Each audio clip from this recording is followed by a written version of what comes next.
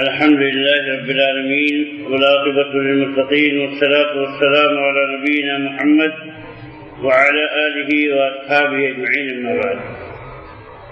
محترم حضرات، جو لوگ قرآن مجید کا اہتمام نہیں کرتے اور بظاہر ایسا لگتا ہے کہ سنتے ہیں لیکن اس پہ غور نہیں کرتے اور اس جذبے سے نہیں سنتے کہ ہم اس کا معنی سمجھیں گے اور اس پہ عمل کریں گے، تو اللہ تعالیٰ نے ان کی قرآن میں مذمت بیان فرمائی ہے. فرمایا کہ وَإِذَا قَرَأْتَ الْقُرْآنَ جَعَلْنَا بَيْنَكَ وَبَيْنَ الَّذِينَ لَا يُؤْمِنُونَ بِالْآخِرَةِ حِجَابًا مَسْتُورًا، کہ جب آپ قرآن پڑھتے ہیں تو آپ کے درمیان اور ان لوگوں کے درمیان جو آخرت پر ایمان نہیں رکھتے ہم ایک مخفی حجاب ڈال دیتے ہیں.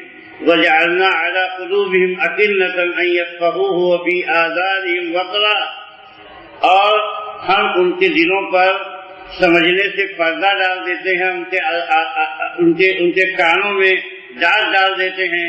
وَإِذَا ذَكَرْتَ رَبَّكَ فِي الْقُرْآنِ وَحْدَهُ وَلَّوْا عَلَىٰ أَدْبَارِهِمْ نُفُورًا، اور جب آپ قرآن میں اپنے رب کا تنہا ذکر کرتے ہیں تو وہ پیٹھ پھیر کر بھٹکتے ہوئے بھاگ جاتے ہیں. نَحْنُ عَالَمُ بِمَا يَسْتَمِعُونَ بِهِ، ہمیں خوب اچھی طرح معلوم ہے کہ وہ کیا سنتے ہیں. اذ یستمعون الیک، جب وہ آپ کی طرف کان لگائے ہوتے ہیں. واذ هم نجوا، اور جب وہ آپس میں سرگوشیاں کر رہے ہوتے ہیں. اذ یقول الظالمون ان تتبعون الا رجلا مسحورا، یہ جب ظالم لوگ یہ کہتے ہیں کہ تم تو بس ایک ایسے آدمی کی پیروی کرتے ہو جو سحر زدہ ہے، یعنی اس پر جادو کر دیا گیا ہے. اور اللہ تعالیٰ فرماتا ہے من اظلم ممن ذکر بآیات ربہ فأعرض عنها ونسی ما قدمت یداہ انا جعلنا على قلوبهم أكنة ان يفقهوه وفی آذانهم وقرا وان تدعوهم الى الهدى فلن يهتدوا اذا ابدا. سورہ کہف کی آیات ہیں. اس سے بڑا ظالم کون ہے جس کو اس کے رب کی آیتیں یاد دلائی جائیں تو وہ ان سے منہ موڑ لے اور جو اپنے اس کے کرتوت ہیں ان کو فراموش کر دے. یقیناً ہم نے ان کے دلوں پر پردہ ڈال دیا ہے کہ وہ اس کو سمجھ سکیں، اور ان کے کانوں میں ڈانٹ ہے. اگر آپ ان کو ہدایت کی طرف بلائیں گے تو ہرگز راہ ہدایت پر نہیں آئیں گے. اس لیے کہ قرآن مجید سے ان کو دلچسپی نہیں ہے اور وہ حقیقت میں اس پر عمل کرنے کا جذبہ نہیں رکھتے ہیں، بلکہ وہ عناد اور سرکشی کا رویہ اپنائے ہوئے ہیں. اس لیے جو ہے اللہ تعالیٰ کو سزا کیا دیتا ہے کہ ان کے دلوں پہ پردہ ڈال دیتا ہے، اور وہ قرآن چاہے جتنا بھی سنیں وہ اس پہ عمل کر ہی نہیں سکیں گے، اس لیے کہ اس کو سمجھ نہیں سکیں گے. اور یہ اللہ تعالیٰ کی طرف سزا ہوتی ہے جو اس کے کلام کا اہتمام نہیں کرتا اور اس سے وہ گردانی کرتا ہے تو مزید اس کو دین سے اور قرآن کے فہم سے دور کیا جاتا رہتا ہے. اس لیے جو ہے دھیرے دھیرے لوگ کیا ہے ایک دم جاہل ہو جاتے ہیں اور معاشرے میں سماج میں فساد پیدا ہو جاتا ہے، بگاڑ پیدا ہو جاتا ہے. نہ عقیدے کی بنیادی باتیں ان کو معلوم رہتی ہیں اور نہ ہی جو ہے کیا عمل کو کرنا چاہیے، کون سا اخلاق اپنانا چاہیے، تو سب کچھ بھی نہیں معلوم ہوتا ہے. تو آپ سوچیے کہ کتنا لوگ پیچھے چلے جاتے ہیں. اتنا 40 سال سے لوگ نماز پڑھتے ہیں لیکن پتہ نہیں رہتا کہ نماز میں کیا کرنا چاہیے کیا نہیں کرنا چاہیے. مجھے ہنسی آئی ایک ساتھ آئے پوچھنے کے لیے، کہہ لگے کہ امام کے پیچھے مقتدی لوگ جو نماز پڑھتے ہیں وہ بھی تکبیر کہیں گے کہ نہیں کہیں گے، سمیع اللہ لمن حمدہ اور ربنا ولک الحمد کہیں گے کہ نہیں کہیں گے. تو بتایا لگے کہ میں نے ایک امام صاحب سے پوچھا، انہوں نے کہا نہیں کچھ نہیں کرنا ہے، سب مقتدی کو چپ چاپ رہنا. تو بتائیے آپ جو ہے جب اتنی معلومات یہ ہے کہ اماموں کا یہ حال ہے تو مقتدیوں کو کیا معلومات ہوگی. لوگ کچھ نہ پڑھتے ہیں نہ سمجھنے کی کوشش کرتے ہیں، بس جیسے چل رہے ہیں. اللہ ہدایت سے جو ہے دین کا اہتمام اتنا کمزور ہو چکا ہے کہ بس الرحمن والحفیظ اللہ کی پناہ ہے. تو میرے بھائی ایسا نہیں ہے، امام کے پیچھے جو ہے مقتدی بھی تکبیر کہے گا، زور سے نہیں کہے گا، اپنے دل میں کہے گا، اور اسی طریقے سے سمیع اللہ لمن حمدہ بھی کہے گا، ربنا ولک الحمد بھی کہے گا. یہ سب چیزیں جو ہے یہ موٹے موٹے مسائل ہیں، لیکن آج لوگ موٹے موٹے مسائل سے بھی نہیں آگاہ ہیں. امام وہ حضرت حذیفہ رضی اللہ تعالیٰ عنہ دیکھا کہ ایک آدمی نماز پڑھ رہا ہے تو کہا کہ کتنے دن سے تم نماز پڑھ رہے ہو؟ کہا 40 سال سے. آج 40 سال سے تم نے کوئی نماز پڑھی ہی نہیں، اور اگر اسی پہ مر جاؤ تو محمد صلی اللہ علیہ وسلم کے طریقے پہ نہیں مرو گے۔ تو آپ سوچیے کہ کیوں ایسی بات کہی؟ اس لیے کہ اللہ کے نبی صلی اللہ علیہ وسلم فرمایا کہ صلو کما رأیتمونی اصلی، جیسے مجھ کو نماز پڑھتے ہو دیکھتے ہو ایسے نماز پڑھو، اس طریقے کے مطابق جو ہے۔ لیکن کیا ہے، اس طریقے کے جب اہتمام نہیں کیا جائے گا تو اللہ تعالیٰ کی نماز قبول نہیں ہوتی ہے۔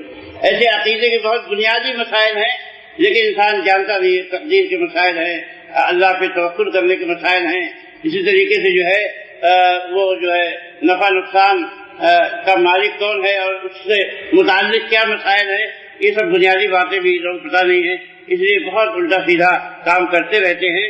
تو یہ تو خیر کافروں کے بارے میں بتائی گئی ہے، لیکن اگر مسلمان بھی وہی کام کرے تو ظاہر سی بات ہے کہ اس کو بھی وہی سزا ملے گی کہ وہ جو اگر اہتمام نہیں کرے گا اللہ تعالیٰ کے دین کا تو دھیرے دھیرے محرومی ہوتی چلی جائے گی۔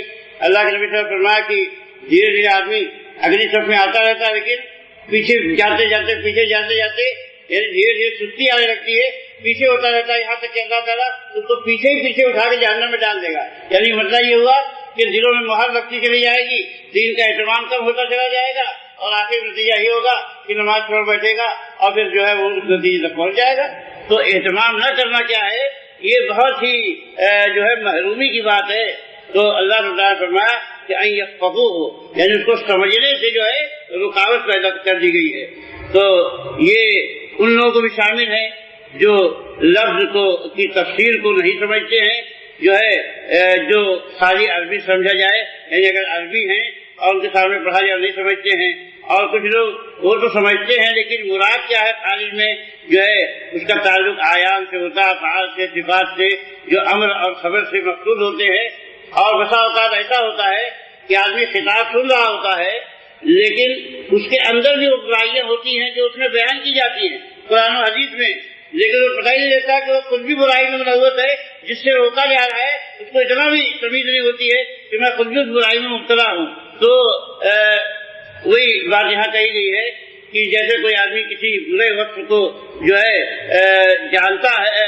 جانتا ہے اور وہ خود اس کے اندر وہ بات پائی جاتی ہے یا کچھ چیزیں وہ جیسی پائی جاتی ہیں لیکن اس کو یہ پتہ نہیں چلتا ہے کہ وہ خود اس کا شکار ہے۔ اللہ تعالیٰ قرآن پاک فرماتا ہے ان الشر، ایسے لوگ اللہ نے کیا فرمایا، ان الشر الدواب عند اللہ الصم البکم الذین لا یعقلون، کہ سب سے بدترین جانور، کیا فرمایا کہ سب سے بدترین جانور وہ لوگ ہیں اللہ کے ہاں جو بہرے ہیں، گونگے ہیں، عقل نہیں رکھتے، یعنی سوجھ بوجھ نہیں رکھتے کوئی بھی بات۔ کہیں کہ ہم کو اس قدر سوجھ بوجھ ہو گئی ہے کہ کئی بار ایسا ہوا کہ ہم نے بتایا کہ بھائی دیکھو یہ حدیث کیا ہے، ضعیف ہے، گڑھی ہوئی ہے، مصنوعی ہے، لوگوں کی بنائی ہوئی ہے، اللہ کے نبی صلی اللہ علیہ وسلم کا قول نہیں ہے۔ تو بعد میں کچھ لوگ کہتے ہیں ارے بھائی ہم کو ذرا بتا دیجیے، ہم اس پہ عمل کریں گے۔ ارے اللہ کے بندے اتنا تو صاف صاف بتا دیا کہ یہ گڑھی ہوئی چیز ہے، اللہ کے نبی صلی اللہ علیہ وسلم کی حدیث نہیں ہے، تو پھر بھی تم کہتے تو بتا دو، مجھے بہت اچھا لگا، اس پہ عمل کروں گا۔ تو تمہاری سمجھ کیا ہے اللہ یعنی بنیادی جو کیا مطلب اردو زبان بھی نہیں سمجھتے یا پھر جو ہے دھیان بھی وہاں نہیں رہتا ہے، یہ سب چیزیں کیا ہے بہت عجیب و غریب ہے۔ لیکن آج ہمارے معاشرے میں یہی اسی معیار کے لوگ اکثریت کے ساتھ ہے کہ جو بات وہ کہی جائے تو سمجھتے نہیں ہیں۔ بعض لوگوں کی تقریروں پہ بڑا سر گھومتے ہیں اور ان کے فین بن جاتے ہیں کہ ہم کو بڑا فین ہے، بڑی اچھی تقریر کرتے ہیں۔ تو کیا تقریر کرتے ہیں، آخر میں کیا بتایا بھائی؟ تو کہتے ہیں یہ سب تو کچھ نہیں معلوم ہے، کیا بتایا کیا نہیں بتایا، لیکن بہت اچھی تقریر کرتے ہیں۔ ارے بھائی کیسے اچھی تقریر کرتے ہیں جب تم نے سمجھا ہی نہیں؟ تو حق بتا رہے ہیں کہ باطل بتا رہے ہیں، صحیح بتا رہے ہیں کہ غلط بتا رہے ہیں، ایمان بتا رہے ہیں کہ کفر کی طرف تم کو لے جا رہے ہیں، نیکیوں کی دعوت دے رہے ہیں کہ برائی کی دعوت دے رہے ہیں، فساد عقیدہ کی طرف لے جا رہے ہیں، تم کو پتہ ہی نہیں ہے، بہت اچھی تقریر کر رہے ہیں۔ تو اس فہم میں جو آدمی اتنا جو ہے غبی ہو جائے اور اتنا جو ہے بات کو نہ سمجھنے لگے تو پھر سمجھ لو کہ معاملہ کتنا خطرناک اور کتنا سنگین ہو جاتا ہے۔ تو اللہ تعالیٰ سے لوگ کہا جانور ہیں، بہرے ہیں، گونگے ہیں، عقل نہیں رکھتے ہیں۔ وَلَوْ عَلِمَ اللَّهُ فِيهِمْ خَيْرًا لَأَسْمَعَهُمْ، اگر اللہ کو ان کے اندر کوئی بھلائی معلوم ہوتی تو اللہ ان کو ضرور سناتا، یعنی اس انداز میں سناتا کہ اس کو سمجھتے اور اس پر عمل کرتے۔ گویا یہ بہت اللہ کی ناراضگی کی بات ہے کہ اللہ کسی کو قرآن نہ سنائے اور قرآن نہ سمجھائے، دین نہ سنائے، دین نہ سمجھائے، تو اس کا مطلب یہ ہے کہ اللہ اس سے بہت ناراض ہے، اس کے بارے میں اللہ کو بھلائی مطلوب نہیں ہے۔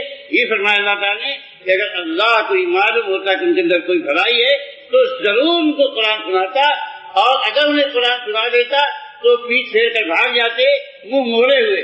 یعنی اب اگر قرآن سنا دیتا تو اس کو نہیں مانتے، اس لیے کہ توفیق سے محروم ہے۔ اور جو ہے اس کے بعد اللہ تعالیٰ نے مومنوں کو نصیحت کی، کیا نصیحت کی؟ یا ایھا الذین آمنوا اطیعوا اللہ ورسولہ ولا تولوا عنہ وانتم تسمعون، اے ایمان والو اطاعت کرو اللہ کی اور اس کے رسول کی، اور اس سے روگردانی نہ کرو اس حال میں کہ تم سن رہے ہوتے ہو۔ یعنی سننے کا مقصد یہ نہ ہو کہ بس خالی وقت پاس کر دیا، بیٹھ گئے کسی طریقے سے سرما حضوری میں، نہیں، جو باتیں کہی جا رہی ہیں اس کو غور سے سنو، سمجھنے کی کوشش کرو، اور جب سمجھ لو تو اس پہ عمل بھی کرو، اس کو ضائع مت کرو جو ہے۔ تو یہ اللہ کی تعالیٰ کی طرف سے یہ بات کہی گئی ہے، تو سمجھ لو کہ یہاں جو مراد یہ نہیں ہے کہ خالی آواز سن لینا، بلکہ آواز ایسی سننا کہ جس سے حجت قائم ہو جائے، اور یوں تو جو ہے سنانا یا سننا وہ تو مطلوب ہے۔ اللہ تعالیٰ نے یوں بھی حکم دیا ہے کہ اگر وَإِنْ أَحَدٌ مِّنَ الْمُشْرِكِينَ اسْتَجَارَكَ فَأَجِرْهُ حَتَّىٰ يَسْمَعَ كَلَامَ اللَّهِ ثُمَّ أَبْلِغْهُ مَأْمَنَهُ، کہ اگر مشرکوں میں سے کوئی تم سے پناہ مانگے تو اس کو پناہ دے دو تاکہ وہ اللہ کلام سن لے، پھر اس کے امن کی جگہ پر پہنچا دو۔ اور اسی طرح فرمایا لِأُنذِرَكُم بِهِ وَمَن بَلَغَ، اس کے ذریعہ میں تم کو ڈراؤں اور جن جن تک خبر پہنچ جائے ان سب کو ڈراؤں۔ اور فرمایا وَمَا كُنَّا مُعَذِّبِينَ حَتَّىٰ نَبْعَثَ رَسُولًا، کہ ہم کسی قوم کو عذاب نہیں دیتے جب تک کہ رسول نہ بھیج دیں۔ یہ سب جو ہے سنانے والی بات ہے، کان میں آواز پڑ جانے والی بات ہے، لیکن یہاں سمجھنا ضروری ہے کہ کوئی آدمی سننے کے بعد سمجھے بھی جو ہے، تو سننے کے بعد سمجھتا کب ہے؟ جب آدمی اس کا اہتمام کرتا ہے، جو کوشش کرتا ہے جاننے کی، سمجھنے کی، معلوم کرنے کی، ورنہ کیا ہے زندگی ضائع برباد ہے۔ اور جیسا کہ اللہ تعالیٰ فرمایا کہ جانوروں میں ان کو کوئی فرق نہیں ہے، بلکہ بدترین جانور ہے وہ، کیونکہ جانور تو کیا ہے عقل سے محروم ہے، لیکن تم کو تو اللہ نے عقل دی ہے سوجھ بوجھ کے لیے، جاننے بوجھنے کے لیے، لیکن اس کے باوجود تو اسے کوئی کام نہیں لیتے ہو۔ اللہ تعالیٰ ہم کو دین کی سمجھ دے، ہدایت فرمائے، جب تک ہم دنیا میں جیے کتاب و سنت کی تعلیم پر جیے، اللہ کے رسول کی محبت پر جیے۔ اقول قولی ھذا واستغفر اللہ لی ولکم ولسائر المسلمین من کل ذنب، وصلی اللہ تعالی علی نبینا۔